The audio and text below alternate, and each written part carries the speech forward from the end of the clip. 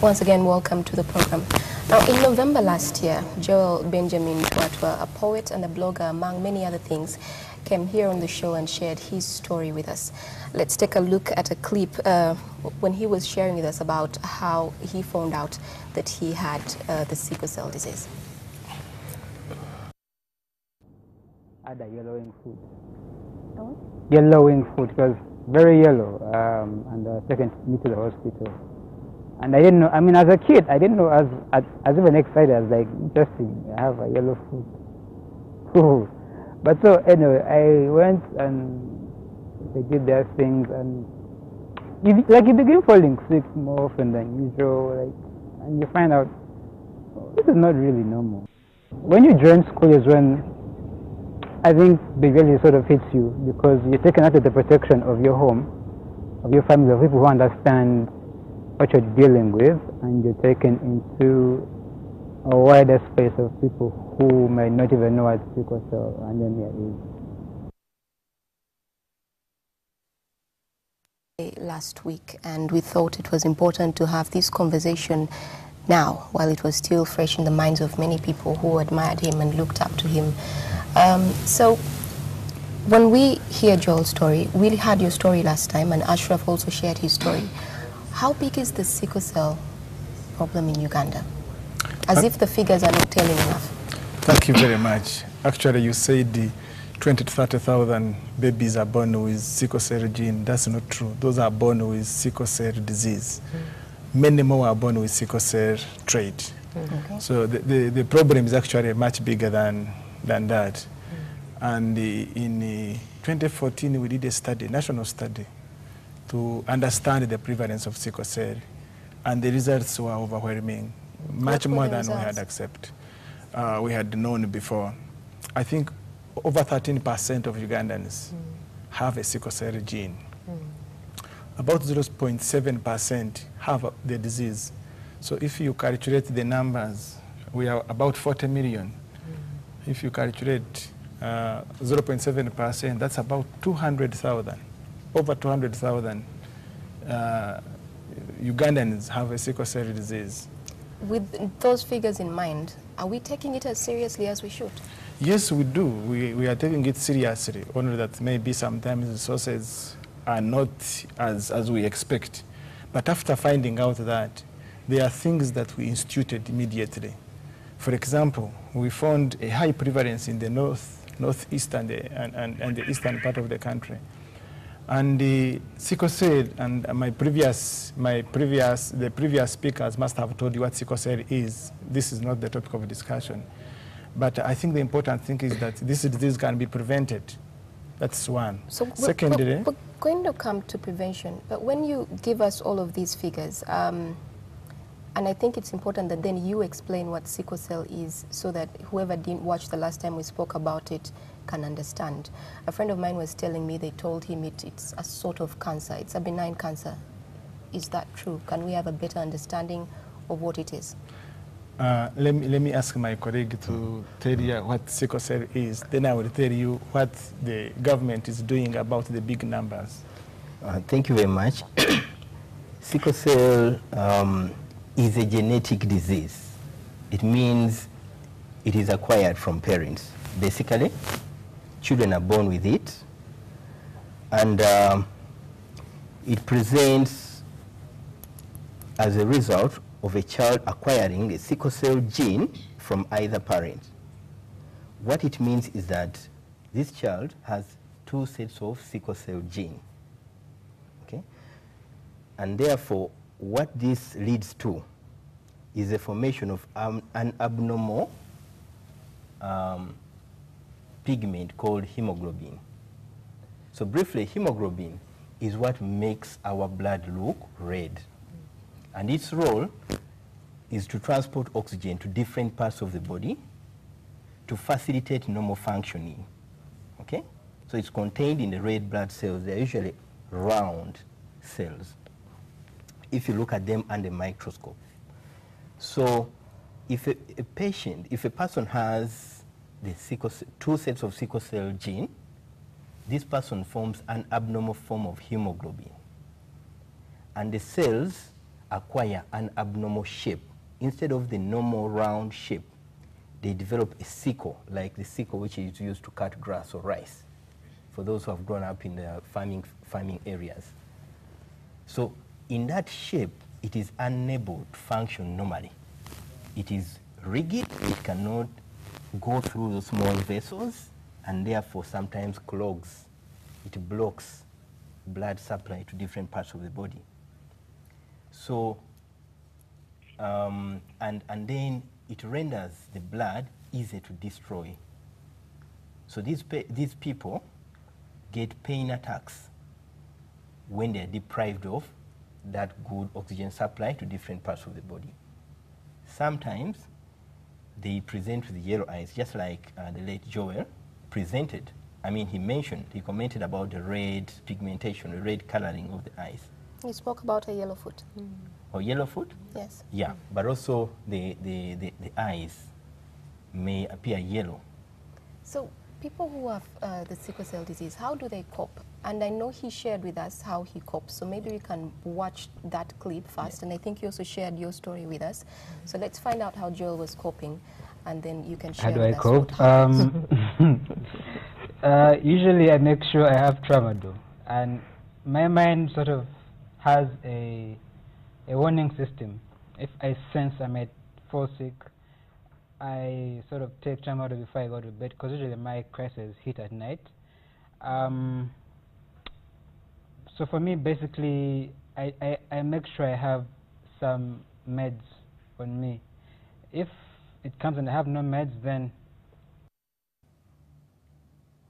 So he was coping, having medication on him, tramadol? Tramadol is a painkiller. Because of what I mentioned is that when the small vessels are blocked and the different parts of the body are deprived of oxygen, oxygen is a fuel that drives most processes in the body. So when that happens, you get pain initially, but if it is prolonged, that part of the body might cease to function normally. Okay?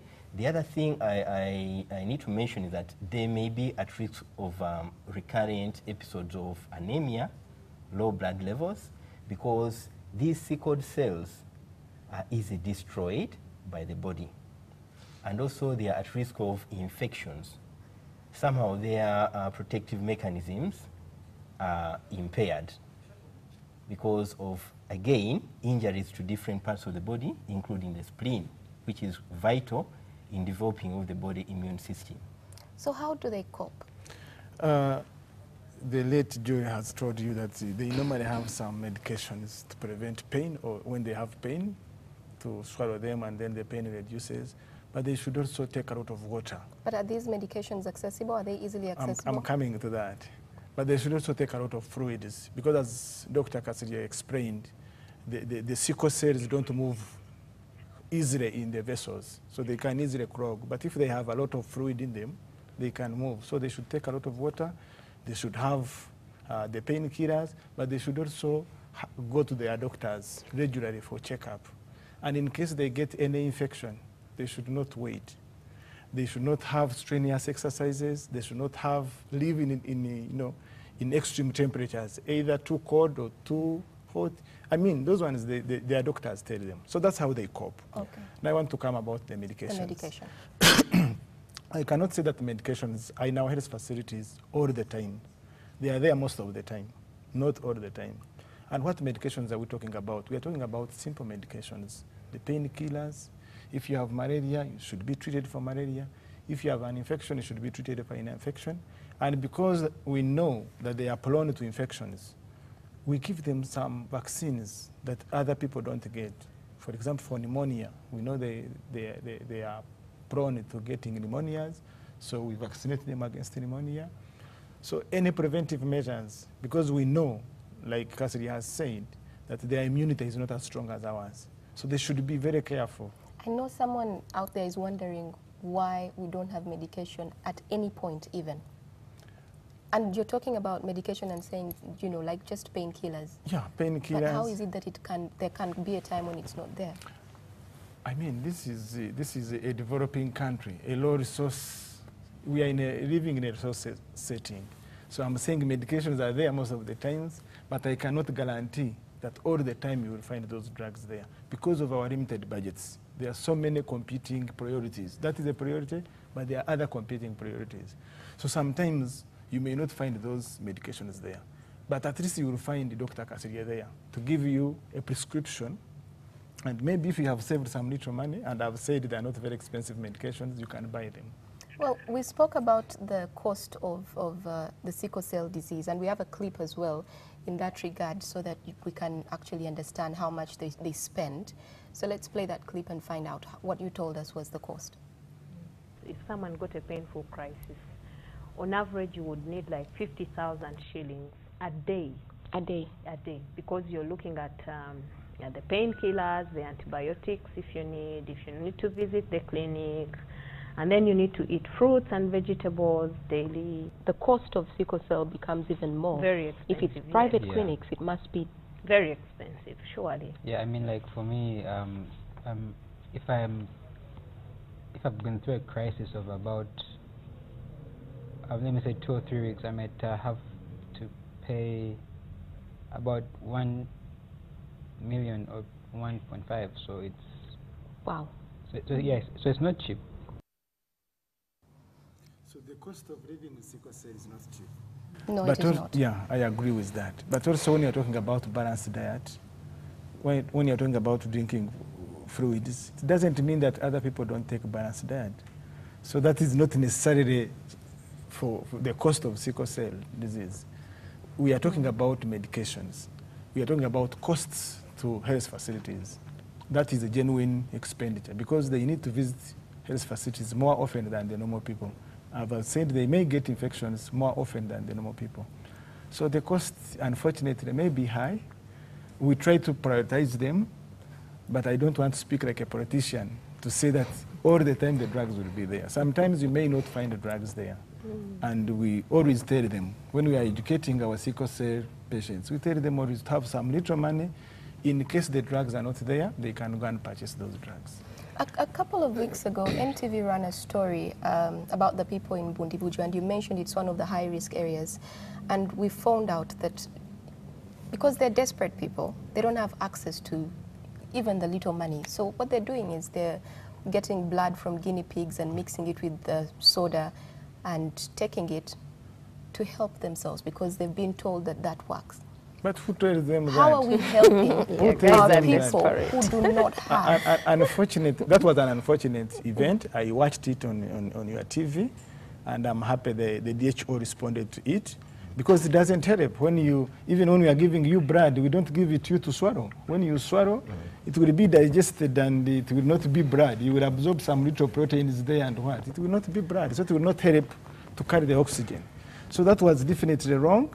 It was the wrong advice. It was an unfortunate advice. But we understand it comes from desperate times, desperate situations. That was unfortunate. That was unfortunate. I think I can come in there. Ruth, I'm going to cut you short because they're asking me to take a break. But we'll start with you when we come back. So let's take a short break and we'll be right back. Welcome back. We're coming to you live from the Kampala Serena Conference Center, Nile Room. Before we took a break, you wanted to share something about the cost of sickle cell disease? Yes, I wanted to share something. And in terms of cost, of course, there are some medicines that are provided for by government, but then there are others that are not yet provided for. For example, we have a new medicine that has just come on board, hydroxyurea, and someone is supposed to take it for life daily. It's expensive. How expensive? A tablet is 1,000 shillings. That is a month. Someone would want to spend 30, that is minimum, but some people are spending 50 for just one type of medicine. And it's not yet on the essential drug list, so government does not fund that. And this is a medicine you need to take for life. So people keep taking it, and again, they keep dropping out. And the moment you start it, you need to be doing your CBC. CBC on average costs 30,000 Uganda shillings on a monthly basis. So that is not yet provided for, and we are actually appealing to government to provide for it because it at least lessens the frequency of the painful crisis. Yeah, but make it clear, and it's the drug which is not provided for, the CBC is provided for. CBC, yeah, but the sickle cell clinic is not. I was in Mulago some time back, and actually, they sometimes do it from Cancer Institute at a cost. And if they don't do it from Cancer Institute at a cost, they have to go outside because the sickle cell clinic does not have a CBC machine. That's what I was told. So it becomes expensive on that side. And then when we talk about the issue of blood, people are desperate for blood. They are using all sorts of things just to make sure their kids are not anemic. Because we have that other span, like the November, December, the longest holiday in this country. We know the school children are the major donors of the country. We always have blood shortage in the country. So I think that's where the Bundibujo issue came in. Even here in Kampala, people are taking all sorts of things. They are using avocado leaves, they are using beetroots, they are using muzukizi, they are using hibiscus. We don't know, I think the researchers and scientists should actually take these things to the lab. We find what is there and we find the right doses.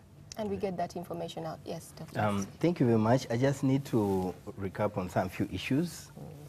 There's what they call public-private partnership. And this is a condition that involves all of us, okay? Right from family level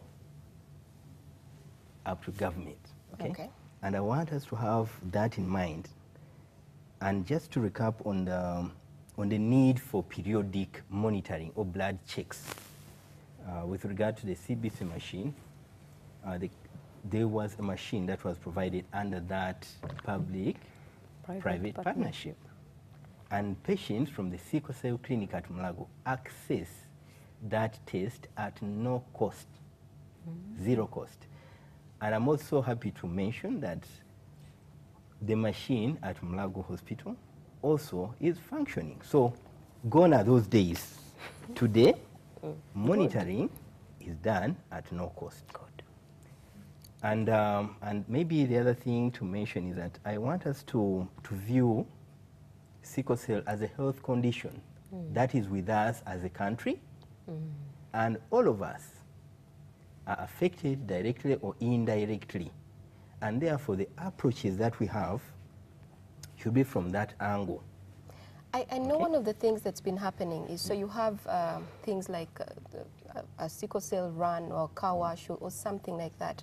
But when people who are affected or are concerned and they want to find out where is the money from that going, we're not seeing anything tangible that we can put our hands on and say that money that we gave or whoever gave went to making sure this and this was there.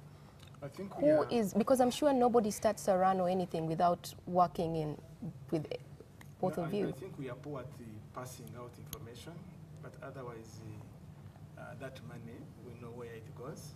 For example, I think the Bank of Africa fundraised and bought a machine, and it is at the sickle cell clinic that my colleague here knows about. The Uganda sickle cell run, after removing all the costs, they bought supplies to enable us screen people. And they handed over those supplies to the Ministry of Health so that people who want to test, to screen themselves to know whether they have the gene or not, can have the gene. And when they were handing over those supplies, we called the press, but maybe the information has not reached. But I think the money fundraised has not been misused. And I know there is some suspicion, but I want to tell Ugandans that that money has not been misused. Bank of Africa fundraised and bought an electrophoresis machine to confirm sickle cell disease and donated it not to government, but to Sickle Cell Association of Uganda, which is okay because they are looking after Ugandans. It is an association for sickle cell. The Kabaka Run raised some money. Of course, they had to remove the costs of running of making the run. But what remained, they purchased. We didn't want to have cash. We told them, you purchase supplies. And they did that. We connected them to the suppliers. They purchased supplies, which they donated to us. And those supplies are being used to screen Ugandans to know whether they have sickle cell disease or not. So we are not good at making noise, but I think we should learn that we should pass this information more more often. One of the things that has constantly come up, and this is with the Mulago Clinic, Yes. is the kind of service that you give to the patients that come there. Actually, we asked the panel that day to share with us their thoughts on how easy it was to get the facilities that are available for them. Let's take a look at what they told us. As far as I know, there's one facility in the whole of Uganda that takes care of sickle cell patients. And they mostly cater to infants, the young. It's a So daycare center. It's more or less a daycare center. So if you go there and you're an adult like me and you're going through your issues, I won't say what will happen, but you're better off being an infant, you know. But there's only one facility in the whole country. I think the other option that I know that they usually send people to is to Chirudu, which is on the other side of town. I think it's more like blood. It's more with to do with hematology. It's more about blood work, you know. But the only center I know so far is that The daycare center in Mulago. Dr. Kasidia, Thank you very tell much. us about your facility. So Mulago is the oldest facility, specialized facility for sickle cell care in Uganda and probably the region. It started in 1968 and it has persisted in its service to the population. It does not segregate where you come from, and that in itself initially caused a lot of movement towards Mulago. And of course, the numbers were very high. On a day, how many people, for example? So on an average day, we see between 80 and 200 patients. And you know, the human resource has always been an issue because of the few people who are trained and few people who can therefore access. So we really empathize with our clients, but we try our best to run a service. And by the way, it has since improved. We acknowledge the challenges, but we have since improved in these aspects. Today there is a fellowship, hematology fellowship training program that offers senior doctors all through the 5 working days of the week. This is an outpatient clinic, but it functions like, almost like a full department. How many in the hours hospital. a day? It works from the 8 hours a day, 5 days a week. And it really, because of the nature of our patients, they come in pain, they need fluids, they need blood. There's a daycare center where we can administer what would otherwise be given in an inpatient setting in other hospitals. And because of the recent renovation at the main hospital, which is a good thing, some facilities like inpatient services for older patients were shifted to Chirudu, and that was actually made public. So that's why for older people who cannot be admitted and need that inpatient care, we kindly talk to them about this provision. And our referral point would be Chirudu Hospital. You mentioned it's 8 hours a day. Yes. And from my interaction with Ruth and Joel and Ashraf, it was that most of them will get a crisis in the evening hours. Yeah. Or in the wee hours of the morning. Yes. So where do they go at that time? So normally in the functioning of in the hospital setting, there are what we call the outpatient clinics, okay? They are emergency ward or casualty. People know it as casualty commonly at Mulago, or acute care unit, that's for the children. So outpatient clinics usually serve as follow-up clinics for chronic conditions, for conditions that people live with for longer times. And their nature of operation is that they open in the morning when people report and they close at a certain point in time. In these outpatient clinics, when we identify patients who are very sick, unstable, they need further monitoring in a hospital setting, we channel them to the emergency sections. Acute care unit for the children, and then casualty for the older people. Is And this that's still where free? an issue comes. Is it still free, or are they now paying patients? So the whole process is free. The whole process is I free. think let me come in. Yes. There may be some challenges. Doctor, before you come in and tell us the challenges, let's take another short break. We'll be right back. Yeah. Welcome back. We're coming to you live from the Kampala Serena Conference Center, Nile Room. Yes, Dr. Ntungi. Yes, I wanted to say a word of these specialist clinics, OPD clinics, outpatient clinics. When you get an emergency outside those hours, you come to our emergency wards, and we call it acute care unit for children or casualty for adults. If things have not been going well, we shall improve on that. And we shall sensitize them. We can even use Ruth and other organizations to go and sensitize doctors in acute care unit or in casualty to make sure that they attend to our patients when they come late in the night. Otherwise, we may not make sickle cell clinic 24-hour clinic. That's one. But the other thing I wanted to talk about, tell Ugandans. You said you may not. Yeah, we are not going to make it 24 hours. I just wanted that to be clear. Yes, we are not going to make 24 hours. It works for 8 hours. But we are going to improve our acute care unit and our casualty to make sure that they attend to our sickle cell patients. And we can invite the sickle cell associations to come and work together. But what I wanted to dispel is this idea of thinking that the sickle cell clinic is only in Murago. That was there for so many years, that sickle cell clinic is only in Murago. No, we have established several sickle cell clinics in partnership with these NGOs. Where are the clinics? Almost in the north and northeast, most of the health center forts have sickle cell clinics now because the burden is too much there. We have trained health workers, we have established clinic. These people go there for mentorship. So anybody in the north and northeast know that when you go to health center for, there's a sickle cell clinic you can be attended to. The hospitals there are sickle cell clinics you can be attended to. And these people, after some time, they go for mentorship to make sure that they look after those patients very well. But you know, the talk is as if one the sickle of the cell clinic things is that only in came Murago. up the last time, and Ruth, you were on my panel last time, and we asked you if our medical personnel are adequately trained to handle. And I remember the three of you shook your heads and said no. Yeah, we say no. Actually, normally when I advise people out there, I tell them if you're like up country or wherever you are, the best people who will understand sickle cell disease, even if you're an adult, are pediatricians. And I think that is very key. I have witnessed it myself. I have had 3 pregnancies with sickle cell disease, but no gyne doctor will accept seeing you alone all through without a pediatrician on one side. So you can imagine people out there, when you go to the physicians, sometimes they are going to ask you, Ruth, normally when you break down, what do they give you?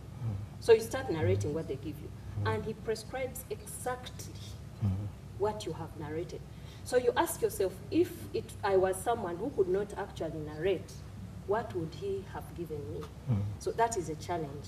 Actually, there's a big gap in training, and that is what we are talking about, that they are probably trying to mentor, which is good, and the training should even start with the undergraduates and the people that are still in colleges. I think it's because we don't have time. But we even have a fellowship program.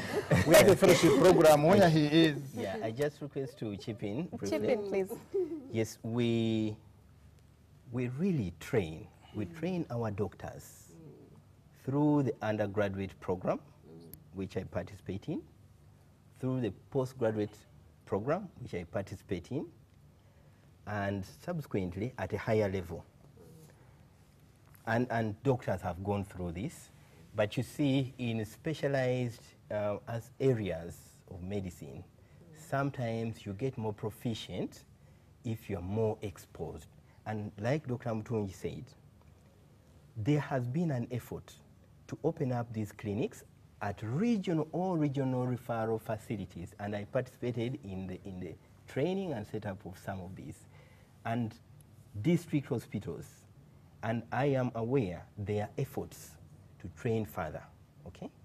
Well, now that sickle cell is in the limelight, it's something that we are definitely going to cover. But tell me about the No Harm study. I was told there's a study taking place at the Mulago Clinic.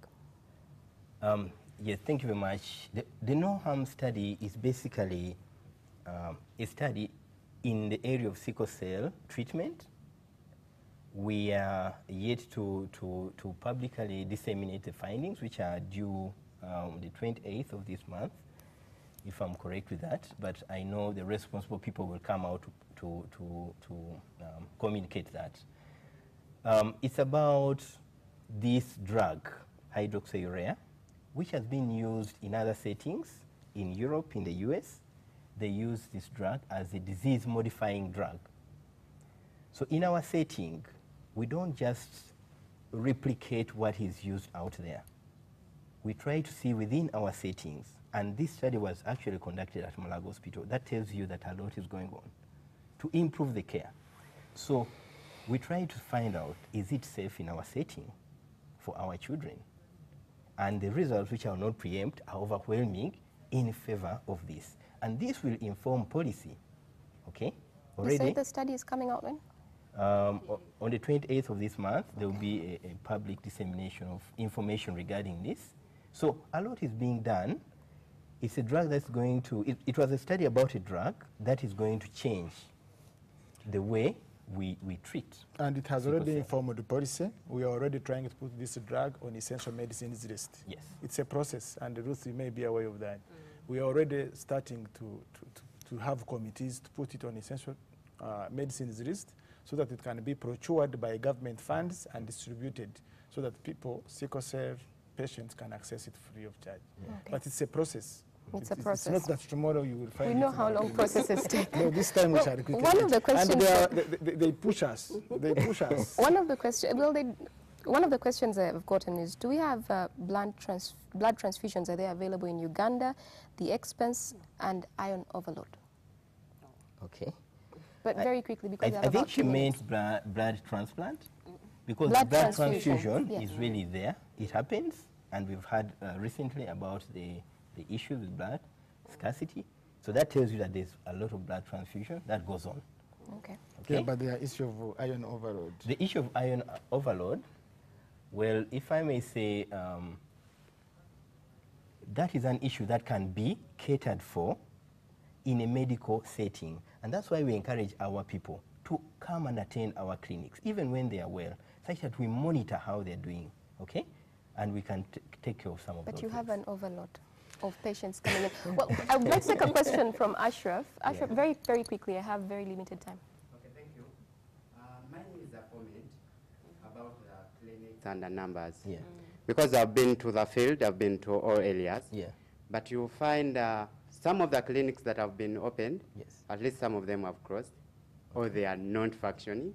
Okay. Two, the people at the lower level of the at those health centers, they don't take information, the statistics about the patient they have for sickle cell. Okay. So that will make it difficult for Dr. Mutunji to inform the policies and to know how much drug to send there. So I think they need to monitor these people, and they give them the numbers they have. Because I've been to, yesterday I was in Ngora. We started the clinic a year ago. It has now over 500 patients. And these before we started, there was no numbers at these health centers. So I think they need to monitor these high prevalent areas. They need to have statistics, because these people write and it goes nowhere. Oh, thank you, Ashraf. Thank you so much. Very quickly. Yeah, but what he's saying is that the clinics are being established, and we are establishing them. And they're closing as well. No, the issue of closure, this is the first time I'm hearing about it. I will inquire more into it. Why should they close? If they are failing to get mentorship, these people are there, they can go or medicines. Them. Medicines, no, medicines are there. It is Panadol, it is iron, it is, folic acid. These simple medicines are there. If they are once in a while they are not there, then that's something we can handle.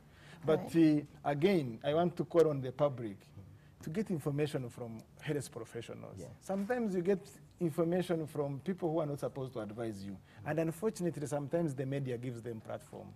Well, I've given you a good platform, so thank you very much for utilizing it and expressing yourself.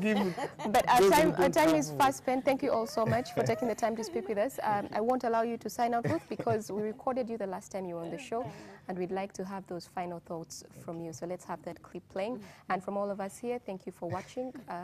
NTV Weekend Edition is coming up right after this show. Closing remarks? No, you made yours. Oh my God. So let's have that clip. Do you think health workers are trained to handle the patients?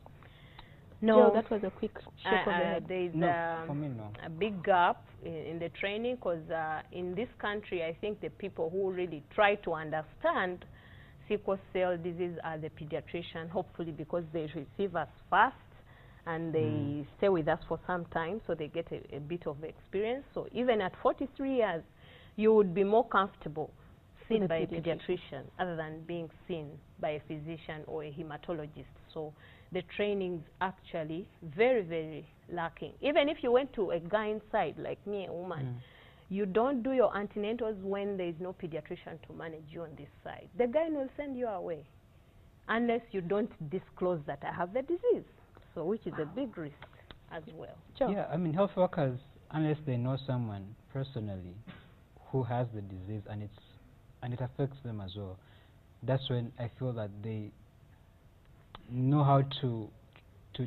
respond better. But when you do not have, and like if you have no personal connection to the disease, I feel like for you it's another, just another person, yeah, I mean, walking in, yeah, needing exactly. help. So I feel like, and I've experienced this. You go to a place and they're like they're treating people, I mean, in a very mean ways, and you're wondering, do you know this guy has sickle cell? That you know that this could actually Happen, yeah.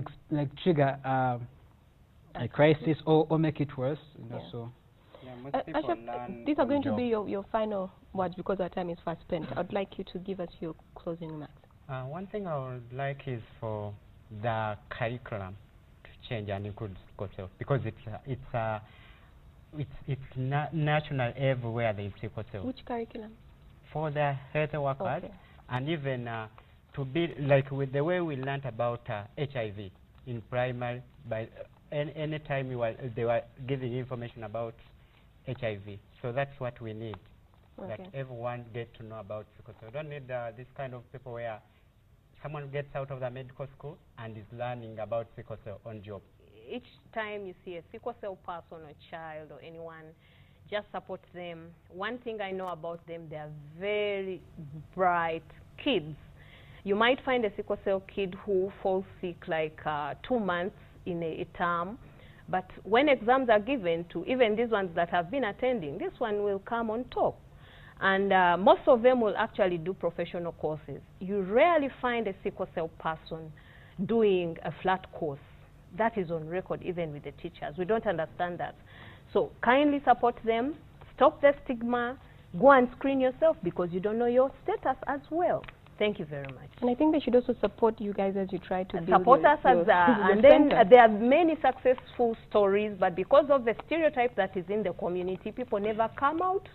You've seen me here. If it wasn't for this program, you wouldn't know there's someone at 43, has been married for 14 years. She's a university graduate. She's, you know, I've been working and I've spent like 10 years without getting this painful crisis because I know how to prevent. Okay. Joe, your closing remarks.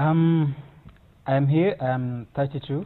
I'm organizing things, I'm writing, I'm editing, I'm basically alive. And so my call would be that you consider that people with the disease are actually normal people who can actually do normal things. So do not look at them and be like, that guy, you know, so I mean, accept who they are, know what their weaknesses are and what their strengths are, and if you can, focus on their strengths. All my previous bosses have been able to see this, and they've helped me thrive as a person. So I'm really against sickle cell stigma, and so I'm about know the disease, get tested, get screened, and consider those are the disease as people who are the same as. I don't have yellow blood, by the way. Actually, it's red as yours. So we are the same.